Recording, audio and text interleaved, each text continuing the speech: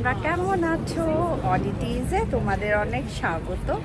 তো আজকে তোমাদের আমি আবার এমব্যাঙ্কমেন্ট স্টেশন থেকে আরেকটা জিনিস কি করা যায় সেইটা দেখাতে এনেছি। তো এইখানে আমি তোমাদের একটা ব্রিজের ওপর নিয়ে যাব। আজকের ব্লগটা খুব ছোট্ট হবে। এই ব্রিজেতে কীরকম দৃশ্য দেখতে পাচ্ছ সেইটাই আজকে দেখবার মতন আজকের ব্লগের হাইলাইট। তো তোমরা দেখো, আমি তোমাদের দেখাচ্ছি। এই যে সামনে যেটা দেখতে পাচ্ছ, এই ব্রিজটার ওপরে উঠবো। এটাকে চেয়ারিং ক্রস ব্রিজ বলে। তো এইটার ওপরে উঠে তোমাদের একটা দারুণ দৃশ্য দেখাবো। To do as a family. তো আহেলি যেই জিনিসটা দেখতে পাচ্ছে, তোমরাও সাইড দিয়ে দেখতে পাচ্ছ হয়তো, সেইটা যাওয়ার জন্য আমাকে বলছে। তো আমরা এখন সিঁড়ি দিয়ে ওপরে উঠে যাচ্ছি, তারপরে তোমাদের দেখাচ্ছি লন্ডনের একটা আইকনিক ভিউ, যেটা এখান থেকে খুব সুন্দরভাবে দেখা যায়। আমরা উঠে যাচ্ছি ব্রিজে। দেখো সামনেরটা ব্রিজটা।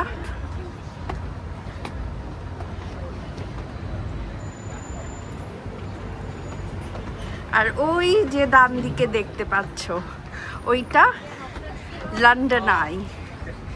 গোল যে চাকার মতন দেখতে পাচ্ছ দূরে, ওটার ভিউ এখান থেকে এত ক্লিয়ারলি আর সুন্দরভাবে দেখা যায় যে কি বলবো।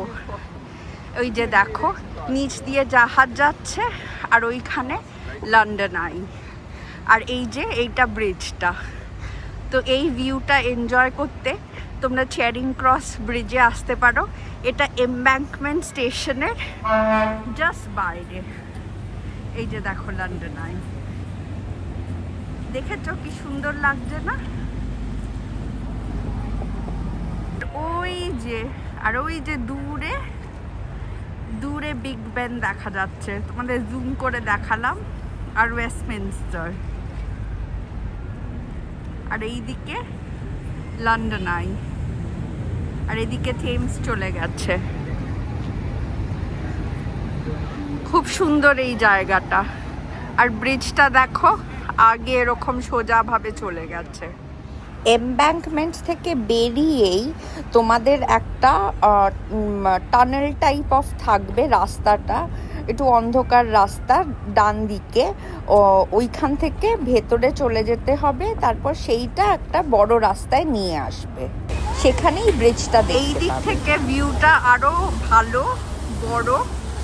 তো ওয়েস্টমিনস্টার একদম কাছ থেকে দেখা যাচ্ছে, ওই যে বিগ বেন আর ওয়েস্টমিনস্টার, আর এই সামনে লন্ডন আই।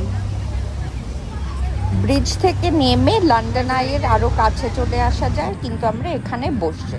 দূরে ব্রিজটা দেখা যাচ্ছে, আর ব্রিজের নিচে এরকম একটা মাঠ মতন রয়েছে আর কি, যেখানে বসে তোমরা গাছের তলায় বসে থাকতে পারো। দেখো অনেকে বসে রয়েছে জাস্ট থেমসের পাশে।